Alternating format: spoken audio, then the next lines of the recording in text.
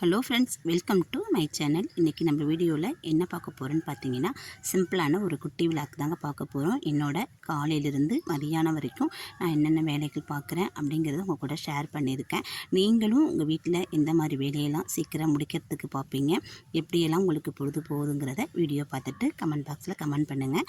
வாங்க வீடியோக்குள்ளே போகலாம்.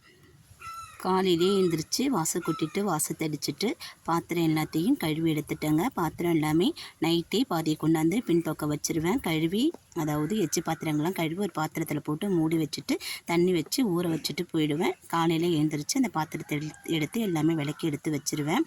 விளக்கி எடுத்து வெயில் பக்கமாக வச்சுட்டேனாக்கா அதுவும் ஒரு பக்கம் காஞ்சிடும். காஞ்சி எடுத்தது கொண்டு போய் கமுத்து வச்சுருவாங்க. நான் சிங்கிளாக இப்போ எல்லாம் பாத்திரம் விளக்குறது இல்லை, பின்பக்கம் கொண்டாந்து போட்டு தான் பாத்திரம் விளக்குறேன். அந்த தண்ணி வேஸ்ட்டாக போகிறது எல்லாமே செடிகளுக்கு போகுது. நம்ம தண்ணி எக்ஸ்ட்ரா ஊற்ற வேண்டிய அவசியம் இல்லை. பசங்களுக்கு பார்த்திங்கன்னா காலையே தயிர் சாதம் செஞ்சுட்டேன். இன்றைக்கி குக்கரில் தாங்க சாதம் வச்சேன். கொஞ்சம் நேரம் ஆகி போச்சு. எப்போவுமே தயிர் சாதம் தாளிக்க மாட்டேன், பசங்களுக்கு பிடிக்காது. அதுக்கப்புறம் தொட்டுக்கிறதுக்கு உருளைக்கிழங்கு, லெமன் சாதம், தயிர் சாதம், புளி சாதம், எப்பயுமே ஒரு நம்ம சட்டுன்னு செய்கிற ஒரு சைடிஷ் எதுன்னு பார்த்திங்கன்னா உருளைக்கிழங்கு. அதை தான் நான் இன்றைக்கி செஞ்சுருக்கேன். அந்த வேலை எல்லாமே முடிச்சுட்டு காலையில் பசங்களையும் அமுச்சு விட்டுட்டு துணி எல்லாமே துவைச்சி முடிச்சுட்டு அதுக்கப்புறம் மதியான சாப்பாட்டுக்கு வந்துட்டாங்க. மதியான சாப்பாட்டுக்கு பார்த்திங்கன்னா வெங்காயம், தக்காளி, இஞ்சி, பூண்டு, கருவேப்பிலை இது எல்லாமே போட்டு வதக்கிக்கிட்டு இருக்கேன். இது எதுக்குன்னு பார்த்திங்கன்னா இறால் கிரேவி செய்கிறதுக்கு தாங்க. இறால் எடுத்துகிட்டு கழுவி சுத்தம் பண்ணி எடுத்துகிட்டு வந்துட்டேன். அதெல்லாம் இந்த வீடியோவில் நான் காமிக்கல. ஏற்கனவே ஒரு வீடியோவில் இறால் சுத்தம் பண்ணுறது எப்படின்னு போட்டிருக்கேன். உங்களுக்கு டைம் இருந்தால் போய் பாருங்கள். இந்த பாருங்கள், க்ளீன் பண்ணி எடுத்துகிட்டு வந்துட்டேன். இதில் உப்பெல்லாம் போட்டு உரசி கழுவி எடுத்துட்டேன். கொஞ்சம் போல் மஞ்சத்தூள் மட்டும் போட்டு நம்ம அலசி எடுத்துக்க வேண்டியதான். கூடவே பார்த்திங்கன்னா மீனும் வாங்கிட்டு வந்திருந்தாங்க. என்னென்ன மீனுன்னு பார்த்தீங்கன்னாக்கா இது வவ்வா பாறைன்னு சொல்லுவாங்க அந்த மீன். அதுக்கப்புறம் பார்த்திங்கன்னா இது காளா மீன். இது ரெண்டுமே வறுவலுக்கு நல்லாயிருக்கும். வவ்வா பாறை குழம்புக்கு ரொம்ப சூப்பராக இருக்குங்க. நீ என்னடா டெய்லியும் மீன் வீடியோவை காமிக்கிறேன் அப்படின்னு பார்க்காதீங்க. 2 நாளைக்கு ஒரு நடை, 3 நாளைக்கு ஒரு நடை கண்டிப்பாக மீன் எடுத்துருவாங்க. கடற்கரை பக்கங்கிறதுனால மீன் கொஞ்சம் எங்களுக்கு ஃப்ரெஷ்ஷாக கிடைக்குங்க. இந்த மீன் குழம்பு வச்சுட்டு வறுக்க தான் போகிறோம். குழம்பு வச்சனாலும் ஒரு நாள் குழம்பு மறுநாள் வரைக்கும் நான் வச்சுப்பேன். மறுநாளில் நான் குழம்பு எதுவும் வைக்க மாட்டேன். மீன் குழம்பு வச்சாலும் சரி, கறி குழம்பு அந்த மாதிரி எது வச்சாலும் ஒரு நாள் வைக்கிற குழம்பு மறுநாள் மதியத்துக்கு வர மாதிரி பார்த்து வச்சுப்பேன். சைவம் மட்டும்தான் அன்னன்னைக்கு நமக்கு காலியாகிடும். வெங்காயம், தக்காளி எல்லாமே வதக்கி விட்டுட்டாங்க. இன்னொரு வீடியோவில் பார்த்திங்கன்னா வெங்காயம், தக்காளி எல்லாம் அரைச்சி ஊற்றி வச்சுருப்பேன். அந்த மாதிரி செய்யும்போது நமக்கு கிரேவி அதிகமாக கிடைக்கும். ஏன்னா வீடியோ பார்த்துட்டு டைம் இருந்தால் பாருங்கள். இது எல்லாமே வதக்கி விட்டுட்டு இறாலை சேர்த்துக்கிறேன். இறாலை சேர்த்துட்டு நம்ம மசாலாலாம் போட்டு நம்ம சாதாரண தொக்கு செய்கிற மாதிரி அந்த மாதிரி தான் செஞ்சுக்க போகிறேன் இன்றைக்கி மதியான சாப்பாட்டுக்கு. இறாலும் உடம்புக்கு நல்லதுங்க. கடல் உணவு பொதுவாகவே உடம்புக்கு நல்லது. நம்ம மட்டன், சிக்கன் சாப்பிட்றதோட கடல் உணவு வாங்கி சாப்பிட்லாம். கூடவே காய்கறியும் வச்சு சாப்பிட்றது ரொம்பவும் நல்லதுங்க.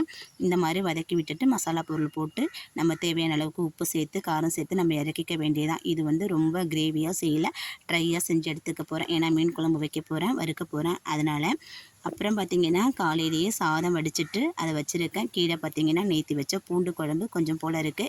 நேற்று வச்ச பூண்டு குழம்பு சுண்டை வச்சு சாப்பிட்டோம்னா மதியானம் சாப்பாட்டுக்கு நல்லாயிருக்கும். அதனால் அதை எடுத்து வச்சுருக்கேன். கீழே 2 முருங்கைக்காய் இருக்குங்க. வானல் அடுப்பு வச்சுருக்கேன். பெரிய வடசட்டியில் தான் எப்பயுமே நான் குழம்பு வைப்பேன். ஏன்னா மீன் குழம்பு வைக்கும் போது இந்த மாதிரி வடசட்டியில் வச்சா தான் மீன் நமக்கு உடையாமல் இருக்கும். நான் ஏன்னா மாங்காய், முருங்கைக்காய்லாம் போட்டு குழம்பு வைப்பேன்னா குழம்பு நிறையா இருக்கிற மாதிரி தெரியும். நம்ம பிள்ளைங்க கிண்டி விட்டு எடுத்துச்சுன்னா மீன் உடஞ்சி போயிடும். அதனால் வடச்சட்டி பெருசாக தான் வைப்பேன். குழம்பு சேர்த்து வைக்கிறதுனால பெரிய செட்டில் வைப்பேங்க. இது காலையில் தோசை ஊற்றிட்டு கொஞ்சம் போல் மீத மாவு எடுத்து வச்சுருக்கேன். மாவு அரைச்சா புளிச்ச மாவு கலந்துக்கிறதுக்காக. வெங்காயமும் தக்காளி இதெல்லாம் கடையில் வாங்கிட்டு வந்துட்டேன். வெங்காயம் எடுத்து டப்பாவில் போட்டாச்சு. தக்காளி அதிலே இருக்குது, வேணுங்கிறத எடுத்துகிட்டு அப்புறம் போட்டுக்கலான்னு வச்சுருக்கேங்க. பால் காய்ச்சி காலையிலே டீ காஃபியெல்லாம் குடிச்சிட்டது போக மிச்சம் ரேசன் ஆயில் ஊற்றிட்டு அந்த கவர் ஓரமாக வச்சுருக்கேன், எண்ணெய் வடிட்டுன்னு சொல்லிவிட்டு. இது பசங்கள்லாம் போனதுக்கப்புறம் போட்ட டீ, அதுக்கப்புறம் சேர்ந்த பாத்திரங்கள். அதுக்கப்புறம் பார்த்திங்கன்னா புளி ஊற வச்சுருக்கேன் குழம்புக்கு. கூடவே சாதமும் வடித்து கவுத்து எடுத்துட்டேங்க. ஏன்னா எந்த வேலை எப்படி இருந்தாலும் சாதம் வடிச்சிட்டோம்னா நமக்கு கொஞ்சம் சீக்கிரம் வேலை முடிஞ்ச மாதிரி இருக்கும். இந்த டம்ளரில் என்னென்னு பார்த்தீங்கன்னா வெந்தயம் முதல் நாள் நைட்டு ஊற வச்சு அந்த தண்ணி எடுத்து என்னோடய வீட்டுக்காரவங்களுக்கு கொடுத்துருவேன். ஏன்னா அவங்களுக்கு கொஞ்சம் சுகர் இருக்கிறதுனால தண்ணி குடித்தா சுகர் கம்மியாக இருக்குங்கிறதுக்காக கொடுத்துருவேன். ஹீட்டும் நமக்கு குறையும். நானும் அதே மாதிரி குடிச்சுப்பேன். மீன் மசாலா எல்லாம் பெரட்டி பாதி வறுத்தாச்சு. குழம்பும் கூட்டி எல்லாமே வச்சுட்டேங்க தாளித்து விட்டு. மீன் குழம்பு, மீன் வறுவல் இந்த மாதிரி வீடியோலாம் நான் ஏற்கனவே போஸ்ட் பண்ணியிருக்கேன். உங்களுக்கு நேரம் இருந்தால் பாருங்கள். வீடியோவில் போய் ரொம்ப நாளைக்கு அப்புறம் வீடியோ போடுறதுனால எனக்கு கொஞ்சம் இடையில உடம்பு சரியில்லாமல் போனதுனால நான் வீடியோ போடலை. அதுக்கப்புறம் நீண்ட நாளைக்கு அப்புறம் விளாக் போடுறேங்க. இடையில பார்த்திங்கன்னா அரிசி உளுந்து ஊற வச்சுருந்தோம். மாவு அரைச்சி எடுத்துட்டேன். இந்த சமையல் வேலைக்கு நடுவுலையே போய் மாவையும் அரைச்சி எடுத்துட்டேன். இந்த மாவு வந்து எனக்கு பாதி, அம்மாவுக்கு பாதிங்க. அப்புறம் நாள் துவைச்சி காய வச்ச துணி எல்லாமே எடுத்து சேர் மேலே வச்சுட்டேன்.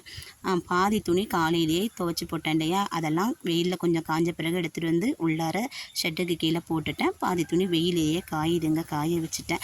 இது எல்லாமே எடுத்துகிட்டு போய் நம்ம மடித்து வைக்க வேண்டியதான். துவைக்கிறது ஒரு பங்காக இருந்தாலும் மடித்து வைக்கிற வேலை தான் ரெட்டிப்பு வேலையாக எனக்கு தெரியும். பாத்திரம் எல்லாமே கழுவி வெயிலில் வச்சுருந்தேன். அதை இப்போ எடுத்துகிட்டு வந்து உள்பக்கமாக வச்சாச்சுங்க. மீன் பாதி பொரிச்சிட்டேன். மீன் பாதி பொரிச்சது இல்லாமல் பாதி வெந்துக்கிட்டு இருக்குது. இதுலேயே ஒரு 2 துண்டு 3 துண்டு மீன் எடுத்து நான் உள்ள ஃப்ரிட்ஜில் வச்சுருவேங்க.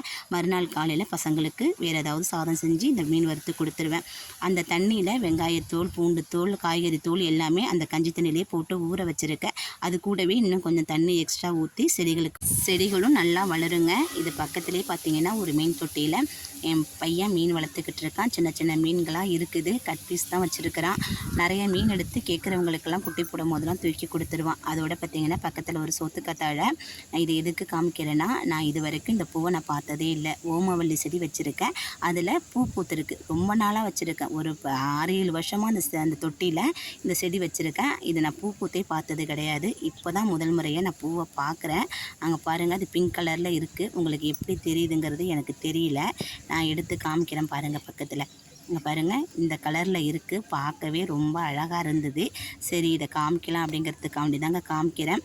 செடியெல்லாம் பக்கத்தில் வச்சுருக்கேன். வச்சு கொஞ்ச நாள்லேயே ஆடையெல்லாம் மேய்ஞ்சிட்டு போயிட்டு அது எப்படி நான் பராமரிக்கிறேங்கிறத அடுத்தடுத்த வீடியோவில் உங்களுக்கு காமிக்கிறேன். வீடியோ பிடிச்சா லைக் பண்ணுங்கள். சேனலை சப்ஸ்கிரைப் பண்ணி சப்போர்ட் பண்ணுங்கள். நன்றி.